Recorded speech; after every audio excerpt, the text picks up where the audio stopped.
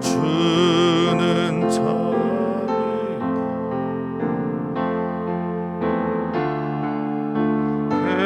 계시고 내 궁핍함을 아시 늘 채워주시네.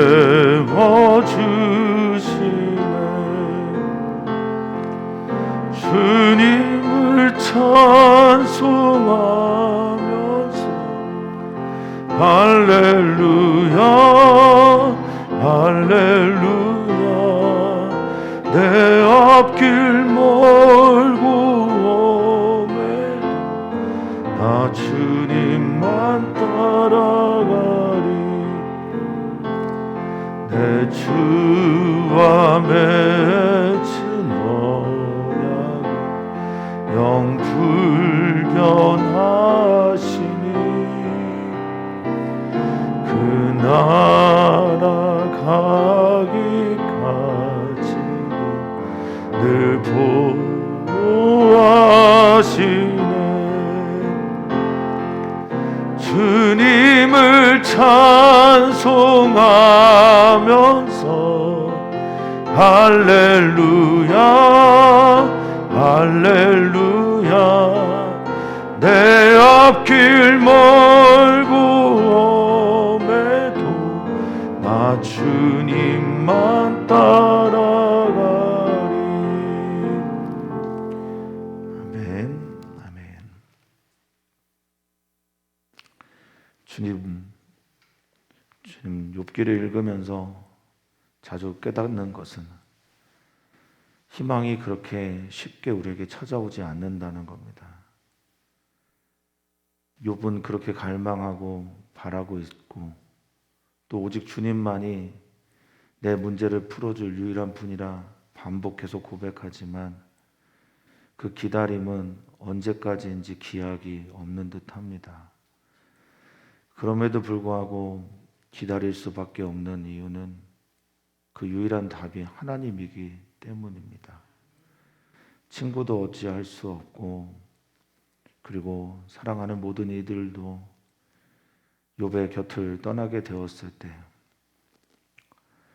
정답을 찾을 수 없을 때 그때는 정말 오직 하나님만이 유일한 답입니다. 욥은 끊임없이 기다리는데 포기하지 않고 기다리는데 옆에서 보는 우리들이 지치고 힘들 정도로 괴로워합니다. 주님 우리 사랑하는 성도들에게는 정말 속히 응답해 주시기를 구합니다.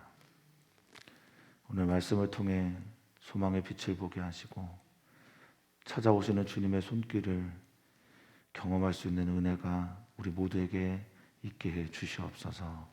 감사하며 예수님의 이름으로 기도하옵나이다. 아멘. 아멘. 하나님의 말씀입니다. 하나님의 말씀은 욥기 19장 1절에서 20절 말씀입니다. 욥기 19장 1절에서 20절 말씀입니다. 한 목소리로 읽도록 하겠습니다. 욥이 대답하여 이르되 너희가 내 마음을 괴롭히며 말로 나를 짓부수기를 어느 때까지 하겠느냐. 너희가 10번이나 나를 학대하고도 부끄러워 아니하는구나. 비록 내게 허물이 있다 할지라도 그 허물이 내게만 있느냐. 너희가 참으로 나를 향하여 자만하며 내게 수치스러운 행위가 있다고 증언하려면 하려니와 하나님이 나를 억울하게 하시고 자기 그물로 나를 에워싸신 줄을 알아야 할지니라. 내가 폭행을 당한다고 부르짖으나 응답이 없고 도움을 간구하였으나 정의가 없구나.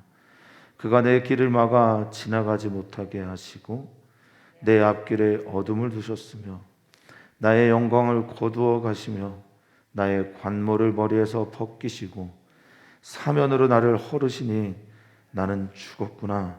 내 희망을 나무 뽑듯 뽑으시고 나를 향하여 진노하시고 원수같이 보시는구나. 그 군대가 일제히 나와서 길을 도두고 나를 치며 내 장막을 둘러 진을 쳤구나.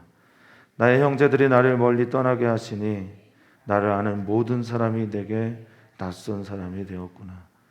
내 친척은 나를 버렸으며 가까운 친지들은 나를 잊었구나. 내 집에 머물러 사는 자와 내 여종들은 나를 낯선 사람으로 여기니 내가 그들 앞에서 타국 사람이 되었구나. 내가 내 종을 불러도 대답하지 아니하니 내 입으로 그에게 간청하여야 하겠구나. 내 아내도 내 숨결을 싫어하며 내 허리의 자식들도 나를 가련하게 여기는구나. 어린아이들까지도 나를 없인 여기고 내가 일어나면 나를 조롱하는구나. 나의 가까운 친구들이 나를 미워하며 내가 사랑하는 사람들이 돌이켜 나의 원수가 되었구나. 내 피부와 살이 뼈에 붙었고 남은 것은 겨우 잇몸뿐이로구나. 아멘. 아멘. 그 자폐증에 걸려 있는 사람들은요, 자기 이름을 부를 때 대체로 반응을 하지 않는답니다.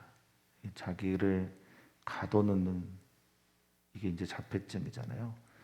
그래서 자기를 가둬놓는 사람들은 자기 이름을 불러도 다른 친구들과 좀 다르게 반응하지 못한다고 하더라고요. 얼마나 괴로우면 친구들의 이야기, 그것들에 대해서 자기를 가두고 철저하게 소외된 상태로 하나님 앞에 서는지 모르겠습니다. 욥의 이야기를 보면서 또 욥의 고백을 들으면서 자폐 친구들이 조금 생각이 났었어요. 반응할 수 없는 그 아픔과 고통, 오늘 우리가 또 보기를 소망합니다. 욥의 친구들이 말하는 이 무정한 말들 있죠. 정이 없고 따뜻한 사랑이 없는 말들이 욥을 더 힘들어하게 합니다. 상처가 덧나고 또 편들어주기는커녕 잘못했다고 자꾸 지적만 하니 더 괴로운 게 욥의 모습인 듯합니다. 욥이 그 말들을 아주 적나라하게 표현을 하고 있는데요. 1절 보면 대답합니다. 대답하다라는 말은 변론하다라는 말과 가깝다라고 말씀드렸죠. 욥의 주제 중에 하나 중이죠. 변론을 가는 것. 근데 인간의 답이 없어요. 욥에게도 엘리바스 빌닷 소발에게도 이 변론들이 답을 찾아주지 못합니다. 그런데 끊임없이 변론하고 있어요. 자, 대답합니다. 그런데 그 말들이 나 아프다라는 말이에요. 우리는 아프다라는 말로 해석을 하고 들어야 되는 말을 너희들이 잘못했어 라는 말로 듣기 일쑤죠. 우리의 귀는 늘 그렇습니다. 아빠 나 힘들어요 라고 소리를 지르고 있는 아이들에게 너 잘못했어, 아빠가 잘못했어요 라고 이렇게 듣기 쉽죠. 지금 이제 욥의 말은 나 아프다라는 말인데 친구들은 계속해서 이 말들을 친구들이 잘못했잖아 라는 말로 듣습니다. 우리는 그렇지 않은가요? 아프다라고 하는 소리를 아프다라는 소리를 들을 수 있는 귀가 우리에게 열렸으면 좋겠습니다. 욥의 말을, 욥의 중심의 말을 그렇게 들었으면 좋겠어요. 너희가 내 마음을 괴롭히며 말로 나를 짓부수기를, 이렇게 시작하는데요. 이 마음을 괴롭히는 행동들은 나를 슬프게 하다라는 말이에요. 그래서 슬프게 하고, 그리고 짓부수다라는 것은 짓밟고 부수다라는 말인데 함부로 마구 부수다라는 말입니다. 우리 말로 그렇죠. 근데 이 함부로 마구 부수려면요, 내가 저항하지 못하는 상태여야 되거든요. 그러니까 지금 욥은 저항할 수도, 그리고 강하게 반항할 수도 없는 상태인데 너희가 말로 지금 나를 그렇게 함부로 대하고 있다, 잘게 부수고 있다, 그런 말입니다. 근데 이 짓부수다라는 말이요, 우리 한번 들어봤을 수도 있습니다만 엘리야가 세미한 소리 할 때 있잖아요. 그 세미한 소리, 그 단어가 딱까크라고 하는 히브리어거든요.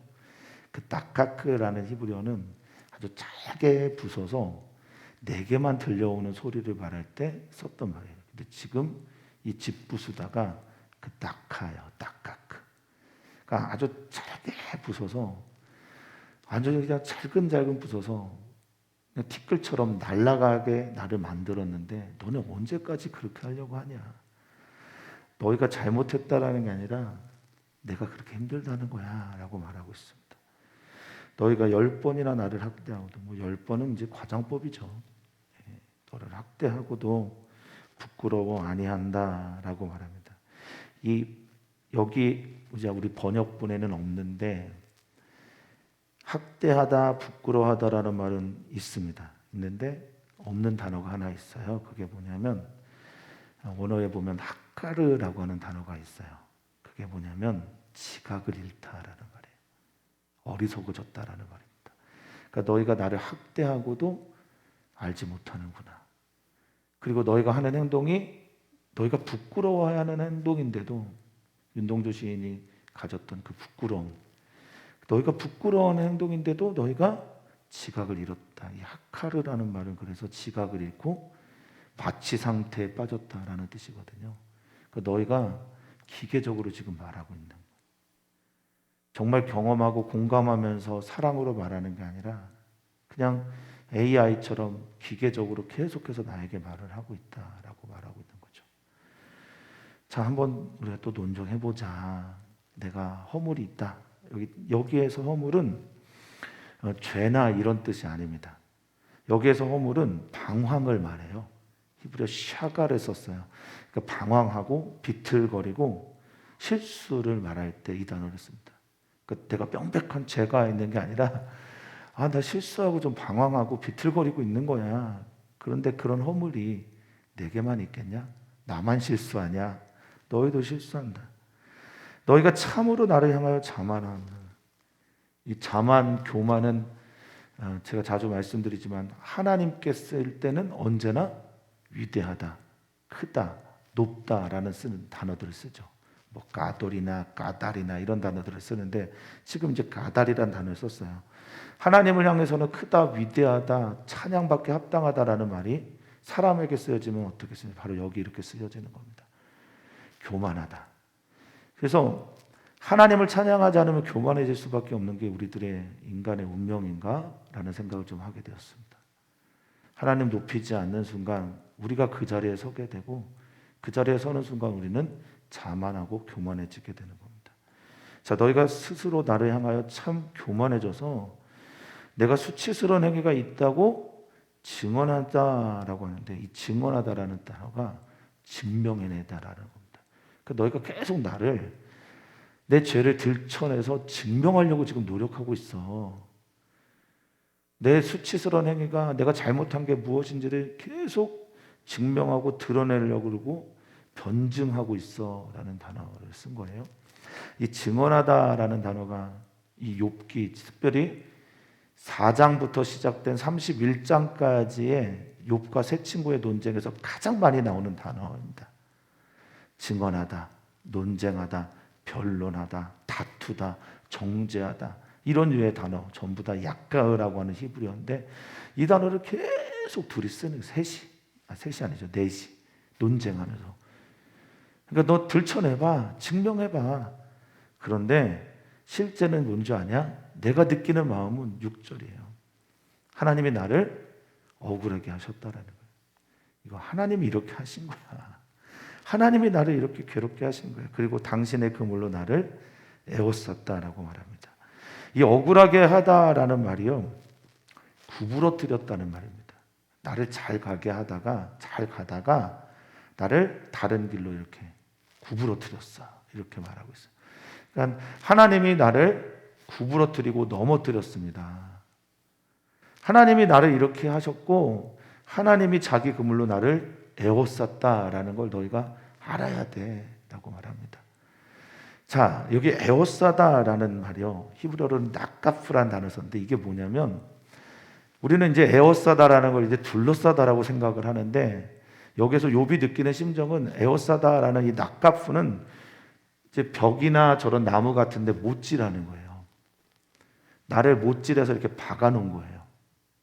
그러면 내가 어떤 상태가 됩니까? 옴싹달싹 할 수 없는 그런 상태가 되잖아요. 움직이지도 못하고 피하지도 못하고. 그러니까 내가 지금 당하는 이 고난들은 하나님이 나를 구부러뜨려서, 하나님께서 나를 못에 박아버리셔서 내가 이렇게 꼼짝없이 당한 거야. 너희가 좀 알았으면 좋겠어 라고 말합니다. 그리고 이어서 말합니다. 심지어 내가 하나님께 부르짖어도 나 지금 이 폭행, 포악한 행동, 이 정말 당하지 않아도 되는 이 재난 때문에 하나님께 부르짖어도, 이 부르짖다라는 이 단어, 욥기에서 자주 나오는 단어인데 동물들이 상처받았을 때 외마디 비명을 지르는 그런 단어를 쓰고 있어요. 짝그라고 해서 깍 소리를 질러도, 하나님께 깍 소리를 질러도 하나님의 응답이 없어요. 내가 도움을 간구하였으나 이 도움 간구가 이 슈아라고 하는 히브리어인데 살려주세요 라고 하는 거 있잖아요. 물에 빠지거나 뭐 위험한 상황이 됐을 때 사람들을 향해 살려주세요, 구해주세요, 나 살려 막 외치는 그 단어의 표현이 이 슈아라고 합니다. 그러니까 하나님께 내가 그렇게 외쳐댔는데 하나님이 내게 주는 정의, 이 정의는 판결이죠, 판단이죠. 하나님께서 내게 주시는 응답, 이런 걸 말합니다. 미시파트라고 해서 이런 종류가 하나님이 내게 하나도 응답하지 않습니다라고 말합니다. 진보적인 운동권에 있던 어떤 사람들이 하나님에 대해서 70년대, 80년대 그 고통스러운 시간들을 지나면서 하나님께 그런 말을 했다고 해요. 하나님, 혀 잘리신 거 아닙니까? 왜 응답하지 않으십니까? 이렇게 어묵한 시대에 왜 내게 답을 주지 않으십니까? 이렇게 얘기했다고 하네요. 지금 욥의 심정이 바로 그런 거죠. 왜 응답하지 않으십니까? 내가 이렇게 간절히 바라는데 왜 와서 해결해 주지 않으시는 겁니까? 그러면서 하나님에 대하여 말합니다. 그가 내 길을 막았고, 벽을 세웠다는 거예요. 하나님이 내게 벽을 세웠어요. 그래서 지나가지를 못합니다. 그리고 내 앞길이 온통 어둠입니다. 내 앞길이라고 할 때 이 앞길은 밟으려고 하는 길이에요. 내가 밟으려고 하는데 어두워서 갈 수가 없는 그런 어둠만 있습니다. 심지어 우리 하나님이 내 영광, 내가 누렸던 명예, 내가 누렸던 칭찬들, 카바드인데요. 영광은 하나님의 임재와 함께 내가 누렸던 모든 것들을 말하며, 그러니까 카바드는 무겁다라는 근원적인 뜻이 있고, 거기에서 오는 하나님의 임재, 그리고 임재를 통해서 나타나는 모든 것들을 영광으로 구약 성경은 주로 이해를 합니다. 그러니까 지금 하나님의 영광이 내게서 거두어져 갔다, 떠나갔다라는 얘기는 뭐죠? 좀 아픈 얘기지만 하나님의 임재가 내게서 사라진 것처럼 여겨진다라는 뜻이죠. 나 하나님 못 느끼겠다라는 겁니다. 나 하나님의 임재를 살아계심을 느끼지 못하겠어라고 말하고 있는 거예요. 욥이 잘못한 겁니까? 네, 잘못할 수도 있겠죠. 하나님은 우리를 떠난 적이 없으신데 왜 떠났다고 말해라고 우리 말할 수 있겠는데, 욥은 아픈 겁니다. 힘든 거예요. 욥은 상한 거예요. 잘못 말하고 있는 건지는 모르겠으나 아프면 다 사람 비틀어져요. 아프면 다 거짓말 합니다. 표현을 잘 안 했을 뿐이지. 자, 그러면서 관모는 머리에 쓰는 면류관을 말합니다. 그 영예죠, 영예. 빛나는 그런 명예들을 하나님께서 싹 걷어가셨어요. 머리에서 벗기셨습니다. 사면으로 나를 헐다라고 할 때 이 헐다가 건축물을 부술 때 쓰는 단어예요. 나타츠라고 해서 완전히 파괴하고 세워져 있는 그것들을 완전히 부술 때 쓰는, 폭파시키고 파괴시키는 그때 쓰는 거예요. 그러니까 사면에서 사방에서 나를 완전히 헐어버리신 거예요. 그래서 내가 할 수 있는 말이 10절에 뭡니까? 나는 그래서 죽었구나입니다. 하나님 임재도 떠났지, 영광도 사라졌지, 면류관도 벗기셨지, 사방에서 나를 헐어버리시지, 그리고 앞길을 보니 어둠뿐이지, 내 길을 가려고 하면 그걸 막아섰지, 벽을 세우셨지. 그러니 아까 말씀드린 에오사다라고 하는 못 박힌 신세처럼 내가 할 수 있는 말이 나 죽었습니다 라는 거예요. 나 죽었으니 희망도 뽑혀버립니다. 욥기에서 희망은 매우 중요한 단어죠. 희망이 없는 자의 희망을 찾아 나서는 여행이 욥의 또 다른 주제 중에 하나니까요. 근데 이 희망이란 단어, 히브리어 티크바는 끈이란 단어가 있단 말입니다. 끈. 우리는 끈을 찾아 사는 삶이잖아요. 하나님의 끈.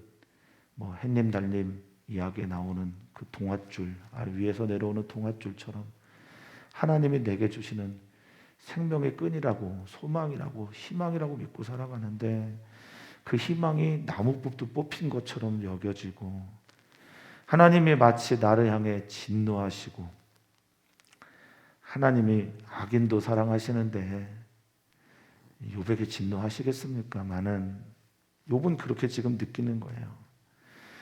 이 진노하시다라고 할 때 이 하다라는 단어가 열내다라는 뜻이래요. 그 진노는 따로 달아있는 단어고, 진노하다에다가 열내다, 불을 태우다라는 그런 단어를 쓴 거예요. 그러니까 우리는 말을 쉽게 하기 위해서 진노하다라는 말을 했는데, 히브리어 원어를 살펴보면 진노를 불태웠다라는 거예요. 얼마나 욥이 느끼는 심정이 아픈 것인지 성도님들 생각하셨으면 좋겠습니다. 근데 욥이 하나님을 포기하지 않네요. 끝까지 기도하고 끝까지 울고 끝까지 주님께 나아갑니다. 왜 그럴까? 이게 진짜 믿음인가? 라는 질문도 하면서 또 하나의 질문은, 야, 이렇게라도 살아야 되는구나. 에스겔 선지자가 이제 포로에 있는 이스라엘 백성들을 향한 하나님의 말씀을 전해주는데, 그게 뭐냐면 너희 핏덩어리라도 살아있어야 된다라고 말을 하거든요. 하나님 우리를 사랑한다라는 그 끈을 놓지 않고 핏덩어리라도 살아있어야 되는구나 라고 하면서 에스겔이 말했던 그 외침이 오늘 욥에게 전해지는 말이 아닌가 싶기도 합니다. 원수같이 나를 보시면서 하나님의 군대가, 하나님의 군대가 우리를 에워싸면 누가 도망 나올 수 있겠어요? 근데 이 군대가 깨뚜드라고 하는 군대는 하나님의 군대, 뭐 특정 짓는 건 아니지만 군대를 하나님께서 쓰셨으니 이건 하나님의 군대죠. 일제히 나와서 길을 도두고 나를 칩니다. 나를 때립니다. 그러면서 내 장막을, 내가 살고 있는 모든 곳, 내 울타리, 내 가정, 모든 것들을 둘러 진을 쳤다라고 말하고 있습니다. 지금까지도 너무 힘든데 군대까지 나를 둘러싸고 있어서 내가 어디를 봐야 할지를 모르겠다라고 친구들에게 지금 호소하고 있는 겁니다. 그러면서 이제 좀 방향을 바꿔서, 이런 상황이 됐으니 내가 지금 얼마나 외롭겠니? 라는 말을 13절부터, 가까운 가족들이 나를 버렸다, 친구들이 나를 버렸다 라는 말들을 통해서 자기의 홀로 된 외로움을 표현하고 있습니다. 고독이 영광이 될 수 있을까요? 홀로됨이 영광이 될 수 있겠습니까? 우리 예수님은 십자가를 통해서 그 홀로됨이 영광이 될 수 있는 것이다 라는 걸 말해주고 계신데, 이 욥의 처절한 고독은 아무도 같이 하지 않는 이 정말 심연에 있는 외로움들은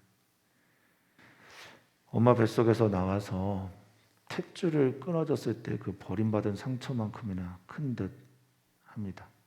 자, 욥은 이제 말합니다. 나의 형제들이 나를 멀리 떠났다.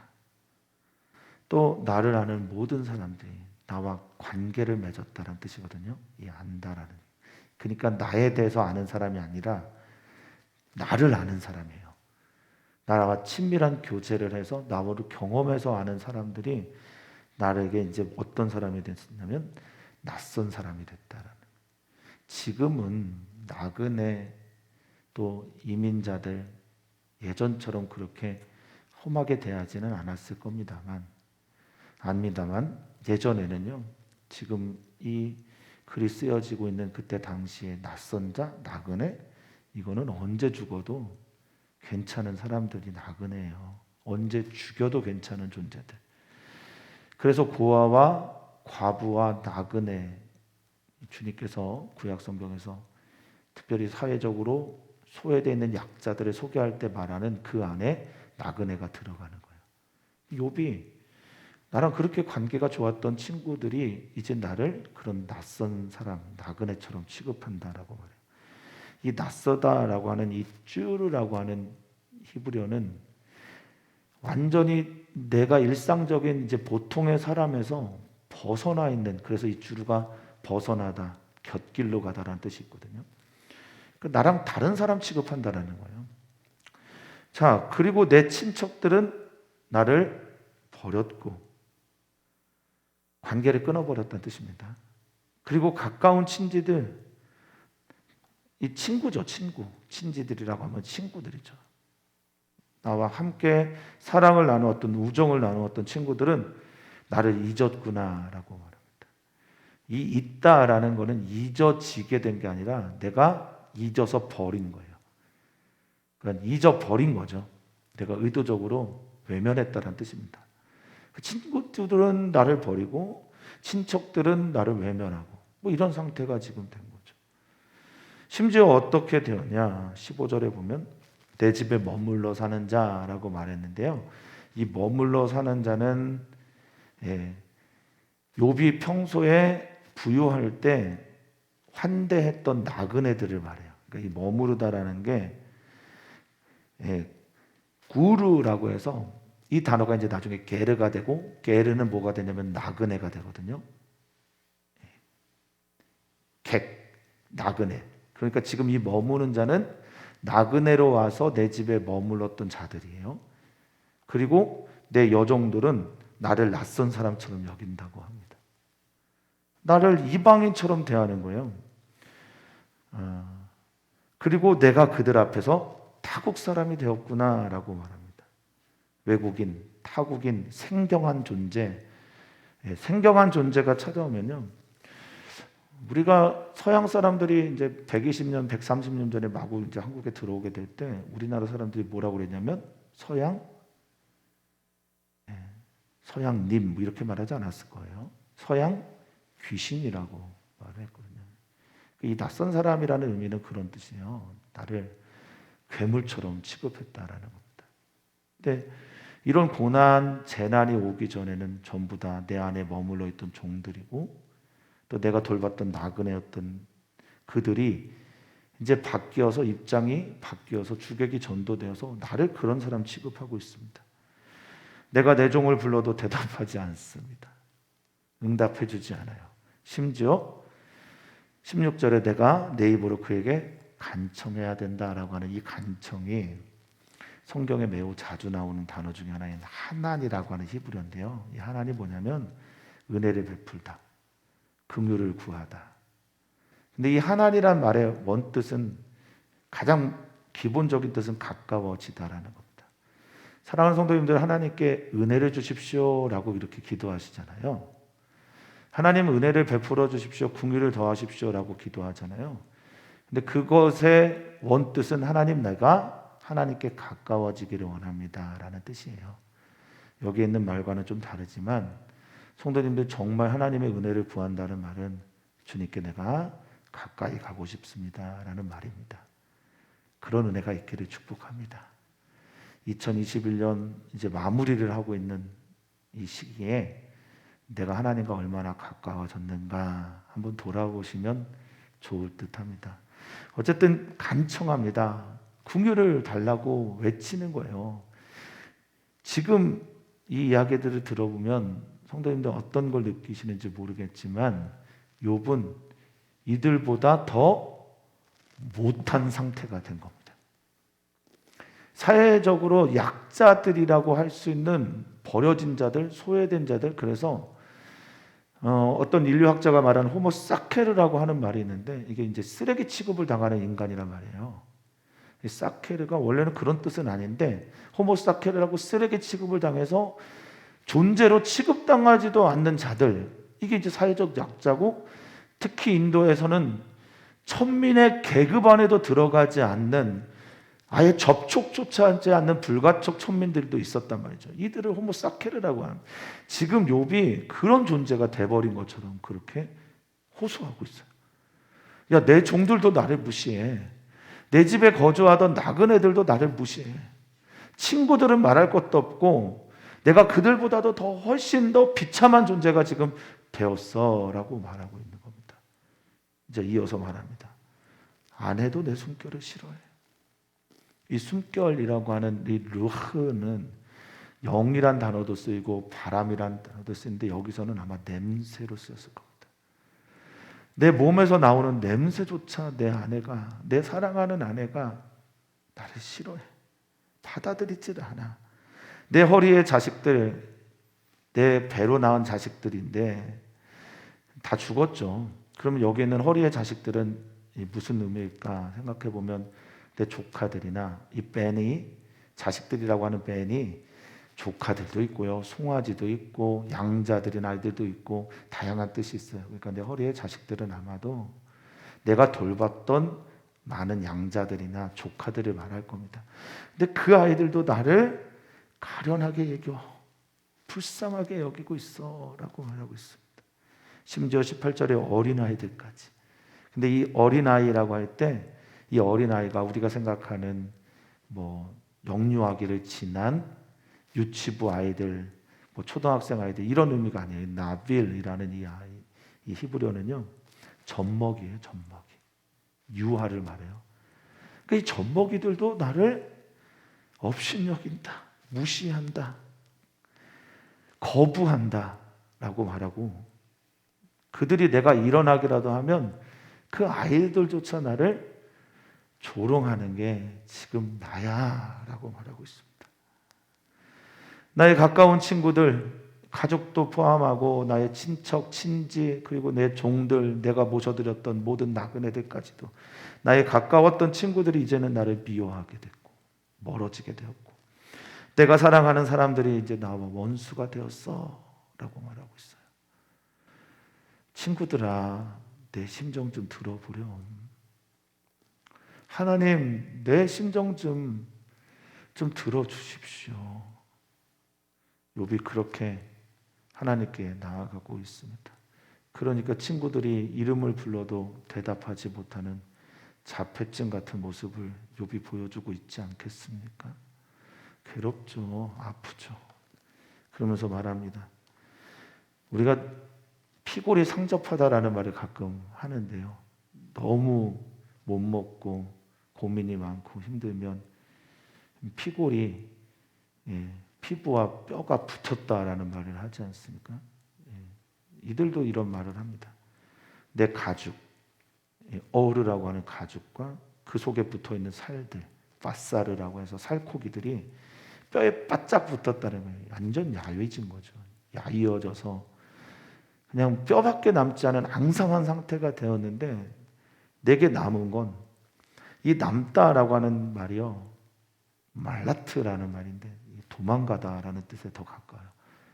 그러니까 나는 도망가고 싶고 피하고 싶고, 이제 내가 뭐 남은 게 뭐가 있냐라고 하면 나 이제 잇몸밖에 안 남았어라고 말해요.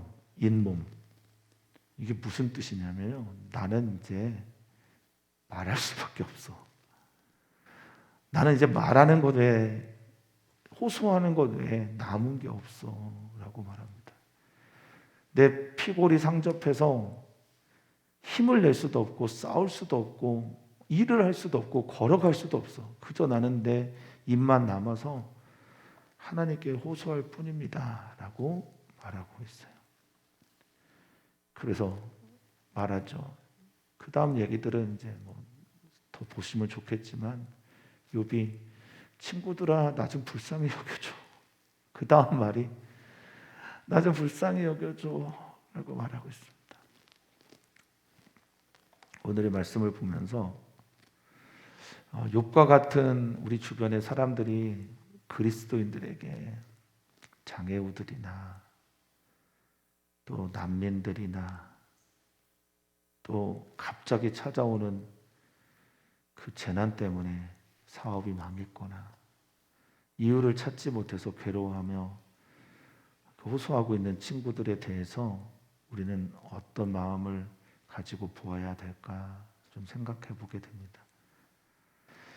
혹시 우리의 사랑하는 자녀들이나 우리 부모님들이나 또 나의 배우자들이 이런 마음으로 우리에게 호소하게 될 때 우리는 어떤 심정으로 그 영혼들의 외침을 들어야 될까라는 생각을 오늘 본문을 통해서 하게 됩니다.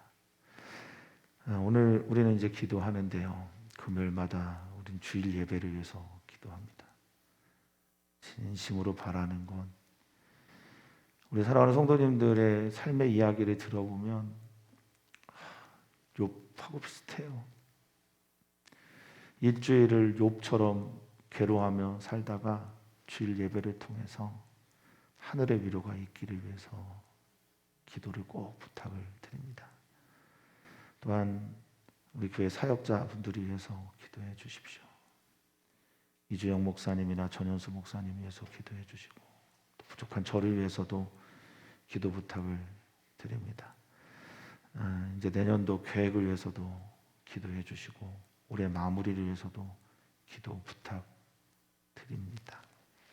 이번 주일에 홀트 타운에 있는 장애우들을 모시고 찬양 집회를 하려고 합니다. 나이실에 주님께서 주관하여 주시기를, 또 함께하는 모든 이들이 주님의 임재를 경험하도록 그렇게 꼭 기도를 부탁을 드리겠습니다. 하나님,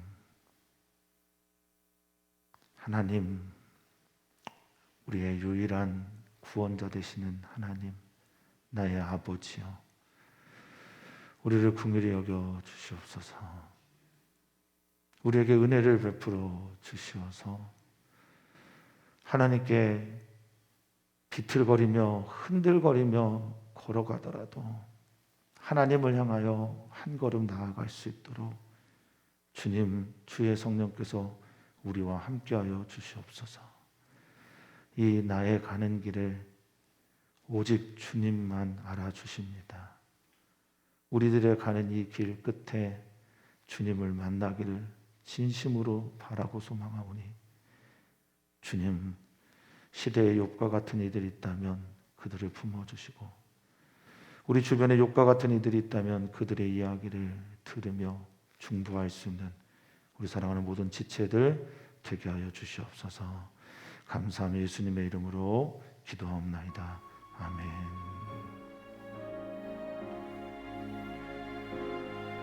주님,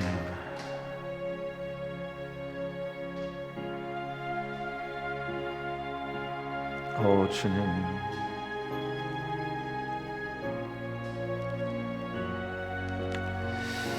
아버지께 가까이 가고 싶습니다. 그런데 나의 죄가 너무 주님과 거리를 멀어지게 하고 나의 있는 마음이 두려움이 주님과 거리를 멀게 합니다.